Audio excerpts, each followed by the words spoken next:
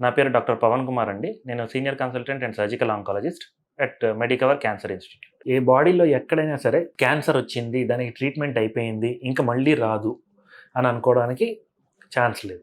అది మళ్ళీ వచ్చే అవకాశాలు ఉంటాయి. కాకపోతే ఎంత అవకాశం అనేది స్టేజ్ని బట్టి ఉంటుంది. స్టేజ్ 1 అయితే ఇంత, స్టేజ్ 2 అయితే ఇంత, స్టేజ్ 3 అయితే ఇంకొంత అని. అందుకనే మనం ఛాన్స్ ఎక్కువగా ఉంది, మళ్ళీ వచ్చే అవకాశం ఛాన్స్ ఎక్కువగా ఉందంటే మళ్ళీ కీమోథెరపీ ఇచ్చి ఆ ఛాన్స్ అనేది తగ్గిస్తాం. వీటితో పాటు కేవలం మందుల మీదే కాకుండా లైఫ్ స్టైల్ అడాప్టేషన్స్ అంటే ఏంటి, ఇప్పుడు నాకు రొమ్ము క్యాన్సర్ వచ్చింది, సో ట్రీట్మెంట్ అయిపోయింది. సో రొమ్ము క్యాన్సర్ రాకుండా ఉండడానికి నేను ఒకవేళ ఒబిసిటీగా ఉన్నాను, లేకపోతే ఏవైనా రిస్క్ ఫ్యాక్టర్స్ ఏవైతే ఉంటాయో వాటిని ఐడెంటిఫై చేసుకుని వాటిని తగ్గించుకోవడానికి నేను ట్రై చేస్తాను.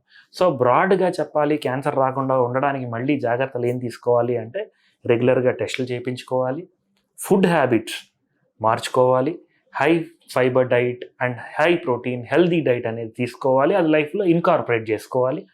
Some sort of exercise, A exercise అయినా పర్లేదు, ఇవి ఇన్కార్పొరేట్ చేసుకోవాలి.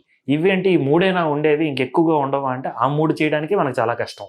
ఆ 3 చేస్తే చాలా వరకు better life, decreased chance of getting back that cancer and more importantly we feel positive.